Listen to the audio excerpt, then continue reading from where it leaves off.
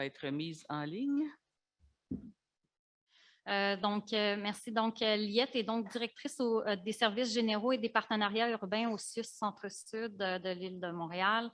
Avant d'occuper ce poste, elle a occupé des fonctions de cadre supérieur, notamment à la Direction régionale de la santé publique et à l'Agence de la santé et des services sociaux de Montréal.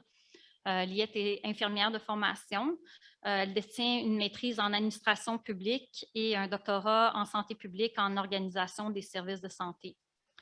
Depuis plusieurs années, tant dans ses implications professionnelles qu'académiques, Mme Bernier cherche à favoriser un rapprochement entre deux milieux et s'investit dans différents projets et initiatives qui visent à favoriser l'intégration des soins et des services en portant une vision sectorielle, intersectorielle et communautaire. Alors, aujourd'hui, Liette va nous présenter un peu le retour sur le dernier congrès Santé et Urbanité. Merci beaucoup, Michel. Merci beaucoup pour l'invitation, Carl Hardy et le comité organisateur. Je suis vraiment très heureuse d'être avec vous aujourd'hui pour partager les premières leçons découlant de notre colloque de santé urbaine, qui était le premier colloque de santé urbaine à se tenir, du moins dans la ville de Montréal. Parmi les membres d'ailleurs de notre comité organisateur, moi j'ai eu le plaisir, puisque je présidais ce comité organisateur, de travailler avec Louise Potvin notamment, et plusieurs autres personnes, des médecins, des gestionnaires, des intervenants qui s'intéressent à la santé urbaine. Est-ce que c'est moi qui contrôle ou c'est vous? C'est moi? Parfait.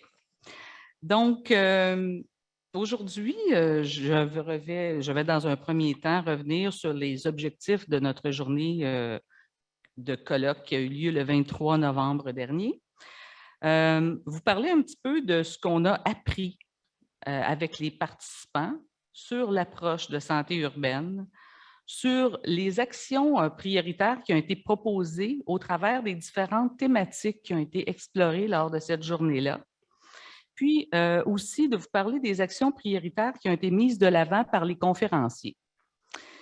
On sera probablement en mesure d'apprécier les liens entre ce qui a été dit lors de cette importante journée et ce que je viens d'entendre au niveau de la cartographie. J'ai trouvé ça d'ailleurs très intéressant. Alors, si on y va vers les objectifs de cette journée-là, d'abord, nous avions 300 personnes en présence et nous avions 226 personnes à distance qui ont pu interagir tout au long de la journée. Alors, en soi, c'était un défi, travailler en mode hybride. Nos objectifs, d'abord, c'était de travailler avec les personnes présentes pour co-construire une vision commune de la santé urbaine, puis également d'arriver à identifier des approches novatrices et des actions concrètes qui vont permettre de mieux rejoindre les besoins de la population montréalaise et de s'y engager à y contribuer. Le programme en un coup d'œil, d'abord, c'est un programme qui avait des volets variés, qui étaient complémentaires, qui permettaient des regards croisés de différents acteurs de la société. Alors, nous avions des décideurs, on avait des acteurs du terrain également qui étaient là, des organismes communautaires, des chercheurs, médecins, la philanthropie était représentée, puis bien sûr des citoyens. Alors, la journée s'est déroulée d'abord en appréciant différentes conférences. On a eu une conférence de notre directrice de la santé publique, Mme Dr Drouin, 9 ateliers thématiques en parallèle qui ont exploré les mêmes questions, c'est-à-dire être capable de mettre des mots sur ce qu'est la santé urbaine, quelles sont les actions prioritaires qu'on doit mettre en place. Dans l'après-midi, après avoir fait un retour en commun sur cette vision de la santé urbaine, on a pu apprécier 3 conférences qui nous permettaient de mieux comprendre certaines approches novatrices pour améliorer la santé en milieu urbain. On a travaillé en plénière aussi avec des panélistes expérimentés, des leaders dans le domaine qui nous ont parlé des actions prioritaires selon eux et des stratégies de mise en œuvre. Alors, qu'avons-nous appris de la santé urbaine? On travaillait beaucoup dans la spontanéité. Alors, la première chose qu'on a fait avec nos beaux petits outils technologiques, on est allé sonder spontanément les personnes en présence. Donc, les 500 personnes pouvaient le faire, pouvaient donc répondre à la question, bien, pour vous, là, qu'est-ce que c'est la santé urbaine? En un mot, 2 mots. Et ce qui est ressorti, oh, pardon, j'ai tourné un petit peu trop vite. Ce qui est ressorti, c'est principalement diversité, inclusion. On y voyait aussi collaboration, communauté, bien-être, accessibilité, équité, solidarité. Mais spontanément, c'est ce que nos participants nous ont apporté comme information à ce moment-là. On a eu 50% des personnes qui ont répondu à ce sondage-là spontanément. Ensuite de cela, alors, Dr. Drouin. Dr. Drouin, elle nous a parlé de sa vision de la santé urbaine. Elle nous a dit que la santé urbaine, c'est évidemment pour elle un concept qui nous permet de mieux comprendre les caractéristiques de l'environnement urbain, puis la manière dont elles influencent la santé. Aussi de mieux comprendre les caractéristiques de la population, puis ses besoins spécifiques. Et tout ça pour nous permettre d'adapter nos services, nos environnements et nos politiques. Imaginez la santé urbaine, ça se fait, selon le docteur Drouin, toujours en se reposant sur différentes approches. Une approche basée sur les déterminants de la santé, on l'entendait tout à l'heure, sur la réduction des inégalités, sur aussi le fait de travailler en intersectionnalité et également en se basant sur l'importance d'engager la population, de la consulter, de collaborer avec la population, de travailler en partenariat avec cette dernière. Lors de nos ateliers, alors la première question qu'on posait, c'était: selon vous, quelles sont les caractéristiques de la santé urbaine? Alors, nous y sommes allés un peu comme par sondage. Ce n'est pas scientifique, alors, mais tout de même, c'est très révélateur. Alors, au travers des 9 ateliers, on a dégagé les 10 caractéristiques qui sont apparues le plus souvent. Alors, les participants nous ont parlé d'inclusion, de diversité, de coordination des actions, de soins et de services culturellement sécurisants, d'intervention de proximité adaptée à la réalité, d'accessibilité, incluant la simplification des procédures, et ça, on l'a beaucoup entendu durant cette journée-là, de partenariat usagers-citoyens, partenariat avec les proches aidants, avec les intervenants. Et dans certains ateliers, on a parlé de bienveillance à l'égard des soignants, donc prendre soin des soignants. On a parlé aussi d'action par et pour les communautés, donc d'empowerment, et d'accès à la nature, donc les parcs, les cours d'eau, donc en ville, que les personnes puissent y avoir accès. Au travers encore de ces ateliers-là, on s'est posé la question avec les personnes qui animaient et qui présentaient des projets, parce que dans chacun des ateliers, il y avait 3 projets qui étaient présentés sur qu'est-ce que l'intervention santé urbaine. Et les différents participants, animateurs et présentateurs d'ateliers nous ont dit, l'intervention de santé urbaine, ça tient compte des particularités de l'environnement urbain et de sa complexité. Ça met de l'avant la collaboration et la co-création des services ou la référence aux bonnes ressources. ça prévoit un partenariat intersectoriel basé sur une relation de confiance et de respect.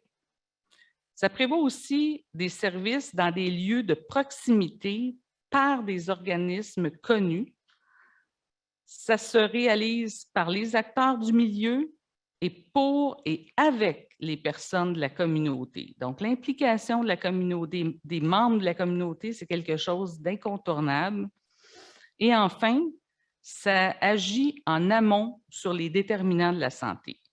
Bien sûr, cette liste-là n'est pas exhaustive, mais ça nous ramène quand même aux pistes de réflexion les plus souvent mentionnées.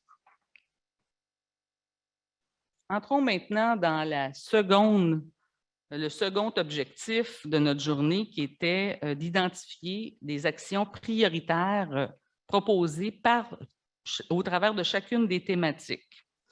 Donc, nos 9 ateliers, au travers des 9 ateliers, on a posé la question justement, quelles seraient les actions les plus prioritaires? Puis aujourd'hui, j'en dégage 3 par atelier. Donc, je vais à nos 3 premiers ateliers. Alors, l'atelier autochtone, alors eux, ce qui ont sorti comme action prioritaire, c'est de former tous les acteurs de la santé à la sécurisation culturelle. Alors, il faut savoir qu'actuellement, dans le réseau de la santé, nous sommes en train de former tous les acteurs pour la sécurisation culturelle. Le second atelier qui portait sur les communautés ethnoculturelles, bien, leur action coup de cœur favorite, c'était la co-construction des solutions avec les usagers. Donc, l'importance de vraiment travailler de près avec les différentes communautés et de construire les pistes de solutions avec eux. L'atelier sur la diversité sexuelle, eux, c'était de former le personnel. Donc, alors, on parlait beaucoup de stigmatisation. Donc, l'importance de former pour vraiment faire en sorte de réduire cette stigmatisation et de faire en sorte aussi d'intégrer les soins en première ligne, okay? De faire en sorte que ça ne soit pas des spécialités, mais bien dans les services courants. Je vais vers les ateliers 4, 5 et 6 de la journée. Alors, déficience intellectuelle, troubles du spectre de l'autisme et déficience physique. Nous avions un atelier là-dessus, puis c'est intéressant parce que c'est une initiative, un des projets qui était présenté venait de la Mauricie. Alors donc, on a invité d'autres villes à venir nous parler de leurs belles expériences.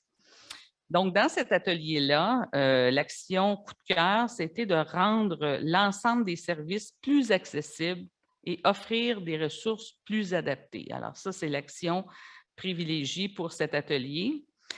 Pour l'atelier sur les dépendances, faire connaître les projets à une plus grande échelle. Alors, ce qu'on pouvait se rendre compte, c'est qu'il y avait vraiment beaucoup de projets très intéressants, très pertinents, mais qui auraient mérité ou qui mériteraient d'être diffusés plus largement. Et pour l'atelier sur l'itinérance, c'était de sortir les services des bureaux pour rejoindre les personnes dans la communauté. Pour les 3 derniers ateliers, donc les enfants et les jeunes, ce qui est ressorti du côté des enfants et jeunes, c'est l'analyse des besoins chez la population difficilement joignable. Alors, mieux comprendre encore les besoins de ces personnes qu'on a vraiment de la difficulté à rejoindre. Du côté des aînés, on a parlé d'intégrer ça sans surprise, hein, intégrer les personnes aînées aux prises de décision. Alors, on l'entend et on l'a beaucoup entendu lors de notre journée. Et enfin, notre atelier santé mentale, faciliter les liens entre le communautaire et le réseau de la santé en simplifiant les procédures d'accès aux soins. Donc, au niveau des actions portées dans chacun des ateliers, c'est ce qu'on a pu ressortir ici. Et j'imagine que la présentation sera accessible à tous. Vous pourrez voir les autres actions qui avaient été identifiées. Maintenant, ce qu'on a pu voir aussi, c'est qu'au travers des différents ateliers, il y a des actions qui étaient nommées partout, qu'on a appelées des actions transversales. Alors, ce qui est ressorti dans tous les ateliers, collaborer, communiquer, coordonner, former et lié à communiquer, lors des commentaires, on a été capable aussi d'entendre être à l'écoute, donc écouter, mais vraiment être à l'écoute des personnes, des citoyens. Les conférenciers aussi ont identifié des actions prioritaires. Alors, Dr. Drouin. Dr. Drouin, elle, ce qu'elle nous a dit, c'est tous ensemble vers une métropole plus résiliente face aux futures urgences sociales et sanitaires afin de créer collectivement une métropole en santé en travaillant sur les déterminants de la santé et en portant une attention particulière aux groupes les plus vulnérables et marginalisés. Pour Mylène Drouin, les zones d'action et les stratégies à privilégier, c'est le leadership et la gouvernance, l'adaptation de nos services, des environnements et des politiques, et c'est de soutenir le rétablissement. Alors, nous sommes encore dans une période très difficile, et donc, il est très important de soutenir les communautés et d'investir dans la résilience des communautés, donc favoriser une plus grande cohésion sociale. Nous avons eu aussi le plaisir d'entendre 3 conférenciers. Alors, Blake Pollen de l'Université de Toronto, Dr. David Kaiser, qui est ici, je crois, aujourd'hui, notre deuxième conférencier, et Mario Régis, ainsi que Mario Régis de Centraide du Grand Montréal et Yves Bellavance de la Coalition montréalaise des tables de quartier. Alors, ces 3 conférenciers inspirants nous ont parlé, d'une part, Blake Pollen nous a présenté un cadre de référence sur les communautés connectées, où il faisait état un peu de comment on pouvait générer des actions, mettre en pratique des actions pour établir des relations durables afin de libérer le potentiel des personnes, des organisations et des institutions. J'avoue que cette présentation, en tout cas pour moi, qui est la responsabilité de soutenir le déploiement de l'approche de santé urbaine pour mon établissement, j'ai trouvé ça particulièrement inspirant. Dr. Kaiser, quant à lui, nous a parlé de la mobilité générative, donc d'arriver à modéliser nos comportements et de faire des choix audacieux. Et enfin, Mario Régis et Yves Bellavance, eux, nous ont entretenus sur la participation citoyenne. Ils ont utilisé l'exemple d'un projet qui est en cours déjà depuis quelques années entre les grandes fondations, les établissements, certains établissements de santé et la philanthropie pour vraiment donner une voix, notamment aux tables de quartier, et de faire en sorte que ces tables de quartier s'organisent et priorisent et fassent des plans d'action et soient soutenus le plus adéquatement que possible. Alors, dans leur propos, l'importance de faire parler le citoyen, c'était vraiment ça a été quelque chose de soulevé, évidemment. Enfin, nous avons eu la chance d'écouter et d'interagir avec un panel de leaders, un panel très vivant, très intéressant, avec des points de vue complémentaires vraiment inspirants, je dirais. D'abord, et là, je vais faire un petit tour rapidement de ce qu'on a pu entendre. Dr. Antoine Boivin, titulaire de la chaire de recherche au Canada. Antoine, ce qu'il nous a dit, entre autres, c'est faire en sorte d'identifier ce qui nous ressemble, de reconnaître l'expertise du citoyen et le fait que la santé, c'est quelque chose de coproduit. Karel Méran, PDG de la Fondation du Grand Montréal, lui nous a dit, entre autres, de mettre la personne et la communauté au cœur de l'aménagement urbain. On a pu aussi réentendre Blake Pollen qui lui disait le développement communautaire, c'est un ensemble de compétences qui ne peut se réduire à une recette. Valoriser l'expérience et les réseaux de relations des acteurs du terrain, c'est quelque chose d'essentiel. James Hughes, PDG de la mission Oldbury, lui a dit qu'il faut investir pour soutenir la collaboration, la formation, l'intégration des citoyens dans les initiatives. Et enfin, Mme Bélanger, la PDG du CIUS du Centre-Sud, qui a bien tenté de se brancher avec nous, elle a dit sortir les intervenants de l'hôpital pour les envoyer sur le terrain, dans les milieux de vie, et accueillir à l'hôpital des partenaires pour réfléchir avec eux aux meilleures solutions. Alors ça, c'est vraiment, je vous dirais, quelques paroles qu'on a pu capter de cet échange du panel. Je ne pouvais compléter cette présentation sans laisser la parole aux citoyens partenaires. Alors, moi, j'ai pu, parce que j'ai circulé au travers des ateliers, j'ai eu la chance d'échanger avec certains, mais lors des ateliers, voici quelques perles qu'on a pu capter lors des ateliers.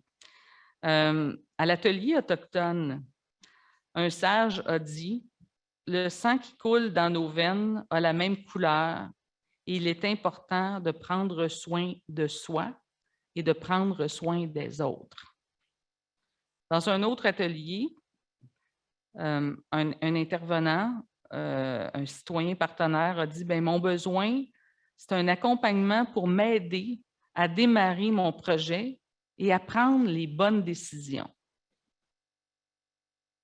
Dans une autre situation, ce qu'on a pu entendre, c'est quand je participe à un projet, moi, comme citoyen partenaire, j'aime ça quand les gens tiennent vraiment compte de mon opinion. Et enfin, et ça, j'ai pu l'entendre, moi, vraiment directement, une usagée partenaire qui était là, puis qui a dit, dans la situation dans laquelle je vivais, quelqu'un a mis la main sur mon épaule pour que la vie continue. Alors ça, c'est la mission que nous avons pour que la vie continue et on peut faire beaucoup d'actions pour réaliser cet objectif-là. Alors, ces témoignages-là étaient quand même très touchants et j'ai envie de conclure sur un petit sourire parce que lors de cette journée-là, on a voulu effectivement se donner un espace d'échange, de réflexion, d'apprentissage. On a fait intervenir différentes approches, différents intérêts et on n'a pas oublié la culture. Et pour impliquer la culture et de faire en sorte que ça ait un effet, je dirais, positif, on a intégré un petit peu de cirque dans cette journée-là. Alors, on a demandé au cirque hors piste d'être présent toute la journée et de nous aider à faire sourire les participants. Et donc, ce qu'il faut savoir, c'est que le cirque hors piste, ce sont des jeunes qui ont un parcours de vie marginalisé. Et donc, ils sont venus contribuer comme partenaires, comme citoyens partenaires à ce bel événement-là. Et ça a été très amusant de les voir. Donc, merci beaucoup.